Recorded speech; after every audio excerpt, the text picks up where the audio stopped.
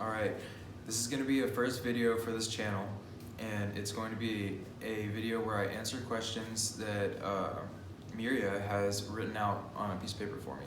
And basically, I wanted to do something where I did it in real time and was able to just show everybody the, just the way that I like to look at things and answer things, and give a general overview of my energy and everything.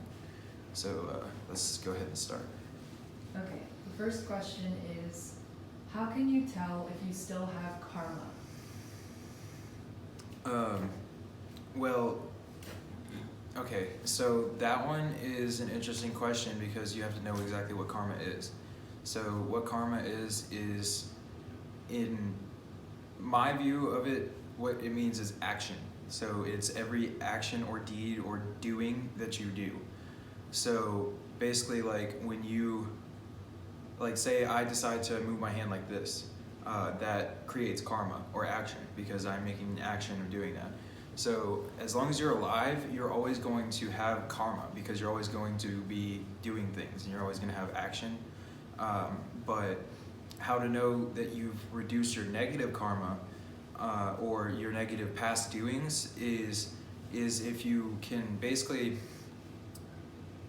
the way that you know that you've released negative karma is you literally just, you feel as though you don't have things holding you down. Like basically you start to feel that you're able to see things from a new perspective, and that it'll start to feel more like you're able to pull the more positive things out of the air rather than to kind of dwell in the negativity. And also you'll notice that relationships and different different stuff that you had going on in your life will start to dwindle and then fall away. You'll notice that it basically just like leaves on a tree, like the things that don't need to be there will shrivel up and fall away, and the things that do, like the roots of the tree and all of the essence of it, will be there with you and move on with you, and that will be your positive karma, is that those roots that you pull along with you. It's basically just evolution. But yeah, so the initial question was what again? How can you tell if you still have karma? Yeah. And then also, are there different types of karma? Yeah, so all karma is action. So basically, like, there are different types of karma depending on the different types of actions that you choose to do. But in the whole midst of it, all action is really no different than any other. So an extremely malevolent and an extremely benevolent action in the eyes of God is seen the same way, if that makes any sense to people. So basically what it means is that all action that you do, no matter if it's positive or negative, is still going to end up going to the same result, which is unity with all of creation eventually. But so in the end, all karma is going to be resolved. But in the now, basically just there is different types of karma that you can do, but basically focusing on positive, basically what you do is you focus on, there'll be a switching in you where you start to feel so full and so radiant with your being that you feel like you can start to give that to other people freely without having to worry about asking for anything in return. That's when you know that you've had that you've turned your karma to positive, basically. So the other question was, start feeling that. What does a karma-free life look like? Did you answer that? No, you haven't said that one, but yeah. So a karma-free life would basically just be where you're completely conscious of every action that you have. So basically but it's more than that. Like a karma-free life would be something like you're conscious of every action that you do and the reactions that those will cause, and you choose the most, basically the most centered and balanced choice every time. So basically you would choose the action that causes the least amount of reactions to happen to live a karma-free life. So basically, like, That's why a lot of gurus choose to go out in the middle of nowhere and they basically just sit in a mountain cave because they choose to live a karma-free life, and they realize how much their actions really do ripple and affect the rest of the world. And plus, they like sitting in a state of bliss as well, so that's another part of that. But yeah, that's about that in karma. What/where's a good place to start with energy healing? Energy healing, like learning how to do it, or like receiving it. Anything you want to talk about. So I would start with opening your mind to believing that it's very possible to heal through energy. That you need to be able to believe fully and completely that you can change physicality through mental thought. That our minds are connected with physical reality in a very deep and profound way, to the point where the way we think really does affect our reality on a macro scale and a micro scale. So, yeah. What was the question again? What/where's a good place to start with energy healing? Okay, so like, basically, yeah, I would start with changing your mindset to where, first of all, you are fully and able to believe and know, and more, it's more than believe, you know that it's very possible to heal through that. And then the next thing that I would do is I would work towards starting to feel into your energy centers in your body. So I would really start to mostly the lower centers. So every time that you feel your stomach get a little bit upset, or you feel like the root stimulation, basically a root stimulation would feel like if it's out of balance, it'll feel like an itch like on your lower part. And if it's in balance, then it'll feel kind of like a really slow turning, like just really comforting feeling. And then in this area, like if it's out of balance, then you'll feel basically that butterflies feeling, but like a negative feeling. You know, like it'll be like hardcore butterflies that are very uncomfortable. And if it's in balance, then you'll feel this soothing, kind of calming feeling throughout your entire being of like relaxation and of peace. And then in the third center, if it's out of balance, then you're going to feel this huge self-loathing and basically just low self-esteem. And if it's in balance, then you'll feel this radiance of being, where you feel like you can basically connect with thousands of people with no problems whatsoever, and like through your words you can change the entire world. That's what, you know, an open solar plexus would feel like. And then, you know, this is literally the basics of how to start with energy healing, by the way. So like, it's just becoming conscious of the way the energy works in the body and in your own body. So like, even if one person says one thing, then it's good to always look into your own body and to see how you really feel, as opposed to what they say, and always go off of your direct experience rather than going off of something that somebody else has said, you know, because like your direct experience is the only thing that's actually going to be able to show you what is true. And then, so another good thing to start with the energy healing is to become conscious that there's a stream of energy coming through you at all times, right? And it goes both ways. So there's a stream outward and a stream inward. So there's a stream of inward energy coming to you from your crown that is informational, and then there's a stream of like primal, like physical energy, where you're like, you know, like that kind of feeling coming up through your root. So the more you can tap into that energy, the more you can really start to like feel powerful, you know, in different ways. So like in the lower energy, it's gonna make you feel like a sense of I'll just do it. Like, it's hard to describe, but it's like like that kind of feeling, you know, like it's like a really intense feeling. And then from the upper centers, it'll be more of like a like just like a really, really, really nice, relaxed kind of like euphoric feeling that comes from like, it feels cosmic, you know, and that's when you know that your heart center and higher are activating.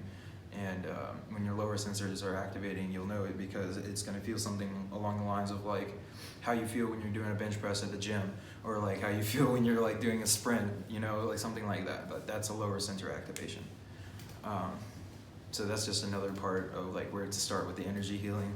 Also become conscious of how energy can stream in and out of you.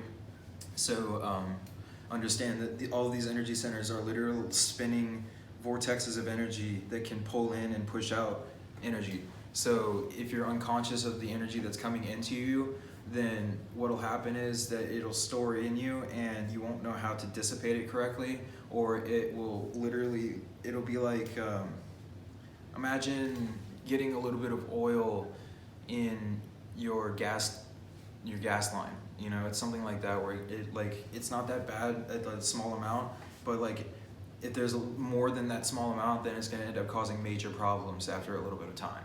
You know, and then if you're not able to balance those, then you're going to end up having some issues with just mental problems or physical problems, or maybe manifested as either disease or mental illness. It's all part of the way that the energy is flowing through you. So yeah, and that's just a little bit on the start of energy centers or whatever, or how to work with energy. Yeah.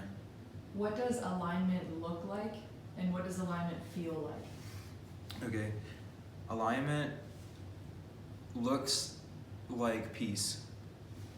It looks like peace. Like, I can try to demonstrate it, and obviously, since this is like one of the first times I've done videos, I'm a little energetic and like kind of like off the walls a little bit, but it's not that bad. So I can see if I can just sit here for a couple seconds and see if I can feel alignment and project that to you through the screen. It's just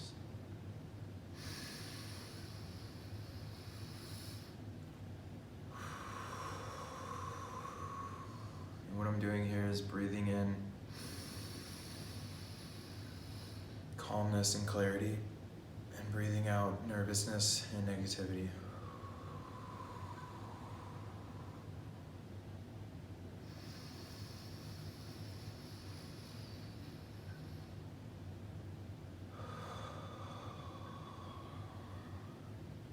And in the blowing out of my breath, I can feel my chest area and my upper area start to shake a little bit. And that's the releasing of that energy that's pent up from extra sources around. And I'll do that a couple more times. Just.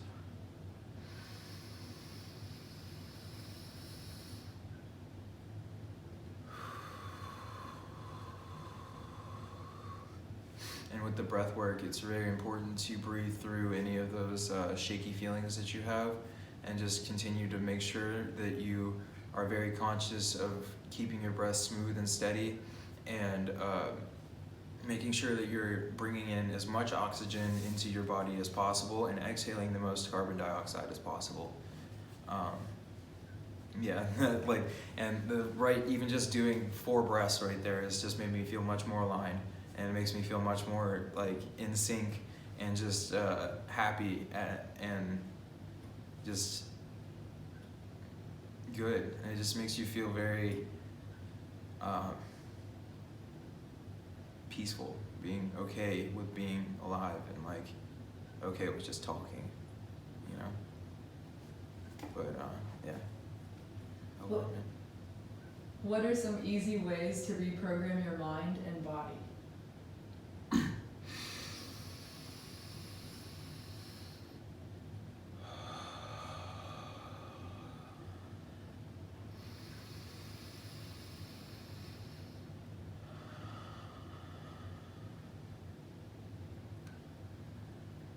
Reprogramming the mind and the body is never going to be a walk in the park.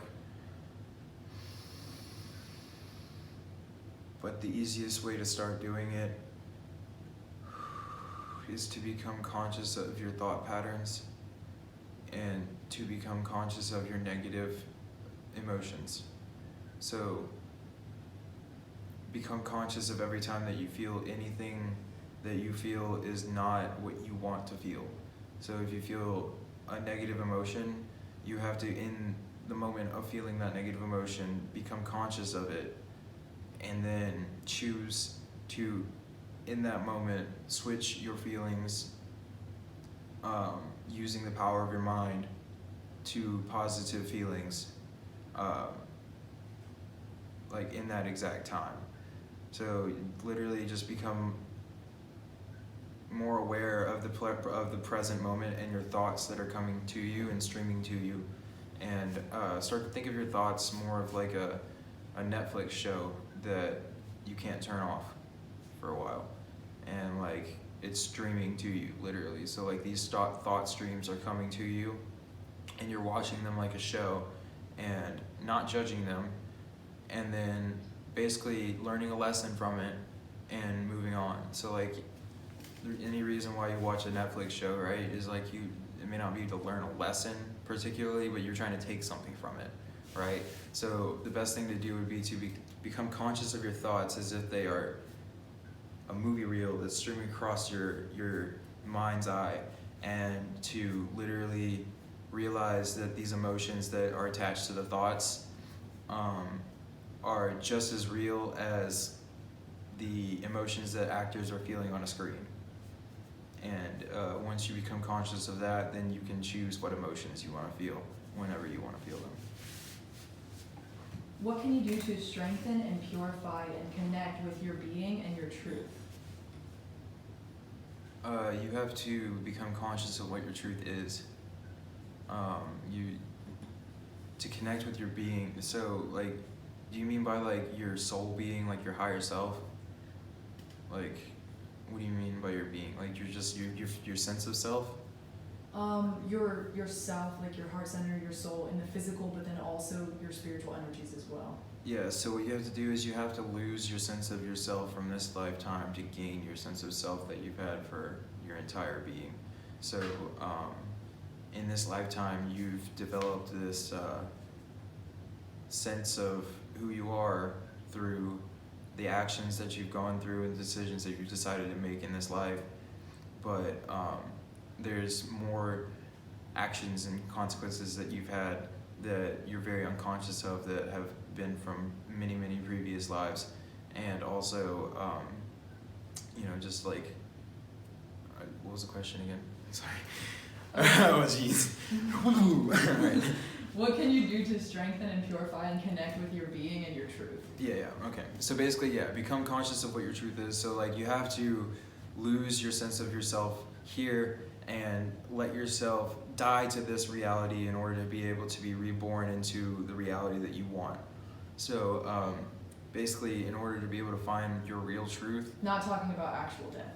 Well, it's ego death, and it can feel like actual death, and it really, there's no difference, because like when you die regular death, like you're just moving your consciousness to another area, or like another, like you're not moving your consciousness anywhere, your consciousness stays in the same place, but like you're moving, you're transmuting your energy into a different state, right? So you're moving your energy from being physical into being ethereal, and through that, the only thing that dies is your sense of yourself from this lifetime. Everything else is retained and taken with you. So the only thing that dies is literal physicality, and your mind also will die, but your being as who you are will not die. So all of the culminations of your experiences will stay with you, and they'll be reviewed after your death, and then basically you'll be placed in the correct reality for your state of growth that you're in. So like dependent on the vibrational frequency that you hold, you will be placed in the next lifetime through that vibrational frequency. So that's why they say that it's so important to become conscious of your past lifetimes, is because through that you can very, very quickly raise your vibrational frequency in this lifetime, because you can basically download the information that you've already learned through all of your past lifetimes, just through meditation and through regression. Maybe like therapy, if you want to do it like that, you can do it through meditation. And that will literally spring your growth forward by like exponential amounts, by just literally remembering what you've learned from past lifetimes, literally. And but yeah, so like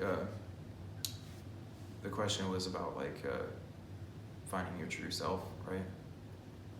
What can you do to strengthen and purify and connect with your being and your truth in this lifetime?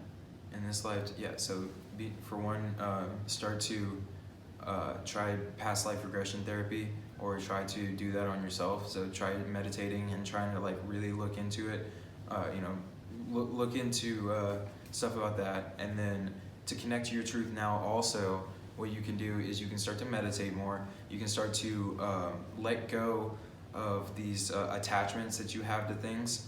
So the more things that you let go of externally, so like these physical things or these mental attachments and all these other attachments that you have, the more you let go of, the more you will truly start to feel your real inner sense. So like internet, like you know, all these different attachments that people have, like the more you let go of each one of them, the more you'll start to feel your true sense of self, and you'll feel better and better throughout the time too. Yeah. How can you connect more to the divine and sacred energies?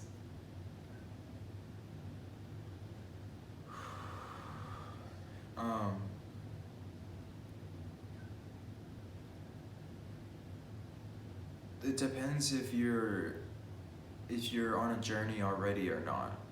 So to connect more to the divine, you have to let go of the physical. So basically, you have to let go of physicality and what you've been taught throughout your life in order to be able to learn what has been around you the whole time. Basically, because of the things that you were taught growing up and programmed with in your lifetime, that is literally the reason why you cannot connect to the spiritual realms or like the etheric realms, is because those things that you've been taught have been literally taught to you to suppress that and to make it to where you cannot tap into those things. And your belief has been swayed to the point where you almost don't believe it even if you were to see it. So to connect more to your spiritual side, the best thing to do is to let go of the basically brainwashing that society has put onto you, and to start to really start to let things come into you from as many sources as possible. Meaning like don't be not able to believe it if you start getting downloads from the universe or something like that about some crazy things that you've never even had any kind of knowledge about ever. You know, like you have to just be able to retain the information that you're given, and through that, it's the only way to do that is through radical open-mindedness. But yeah. How can you use benevolent beings for support and growth in your life? You can honestly just like you first of all, you have to realize that there's help everywhere. So like the universe literally will send support to whoever is in need of it, or whoever wants it, or whoever needs it. So you have the support there for you at all times. You have a literal fleet of guides and like just absolutely amazing beings that are just sitting there waiting for you to ask for their help. And literally, like, you just have to you have to know that it's possible to really communicate with them, and you have to like really in your being try to initiate a connection with a benevolent source, and understand that it is possible to connect with these entities and these different sources of information and consciousness, and to gain a lot of very good knowledge that you can use to grow yourself very quickly. Just be very careful about the ways that you do it, because when you're channeling entities, sometimes they can masquerade as being benevolent when they're actually malevolent.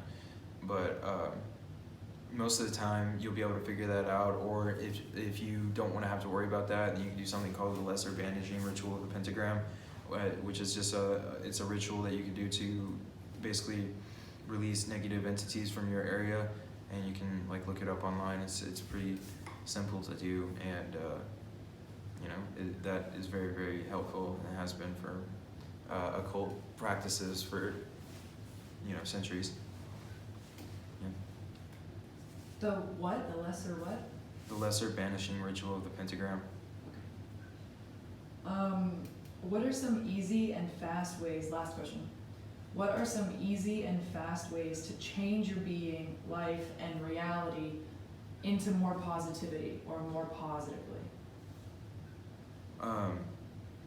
The best way to do that is to change your reality to be more positive is to, first of all, become aware of your negative thoughts and your thought patterns. Become aware of the loops that you go into, become aware of like all of the ways that your mind works. And basically also to pull in more positivity, you can, every time that you notice that you have a thought pattern that is negative, you replace that with a positive affirmation. So if you think to yourself, man, I'm just having a shitty day today, or sorry, like I'm just having a bad day today, and then you come back and you're like, you replace that thought with, today is such a beautiful day and I'm just grateful to be alive. You know, like it's basically just taking every bit of negativity that you have and then combating it with the same amount or more of positivity. And then that'll either neutralize the negativity or it will push you more into a positive state. And then also you have to start to believe that it is possible to be happy all the time. And you have to be able to convince yourself that it's okay to be happy whenever you are in a state of negativity. So whenever you are feeling bad, you have to literally be able to convince yourself in your mind that it's okay for you to change your way of being in the snap of a finger. And that's going to feel very, very weird because your mind's going to do whatever it possibly can to try to convince you that that you should be feeling those negative feelings because of the fact that you have the you know, all the stuff that your mind is telling you that is reasons why you should feel negative. Oh, they did this to me. All this happened also. This happened also. But you have to be able to let go of all of that and just be like, okay, I would rather just feel positive than go through all this this looping of just negative feelings. So that's going to be very, very difficult because your brain's just going to be like, no, you definitely should feel bad right now. But you're going to be like, no, I just want to feel good. And then you literally have to just like, just switch it. It's like a literal switch in your brain. And these emotions, all of your emotions are like switches in your brain. And you can learn how to turn them on and off. But you just have to become conscious of your emotions and you have to become conscious of the way that you react to them. Yeah, and then I can also make videos in the future about how to control your emotions and many, many other things, which I'm planning on doing. But yeah, this was just a really quick, you know, question and answer thing, just to get something out there and to really get my energy out there and let you guys understand that, like, you know, I got a lot of information I can give you and a lot of positivity that I can give you too. And getting over some hurdles of just personal stuff too, so that's good. But thank you very much, everybody, and I appreciate your time, and thank you.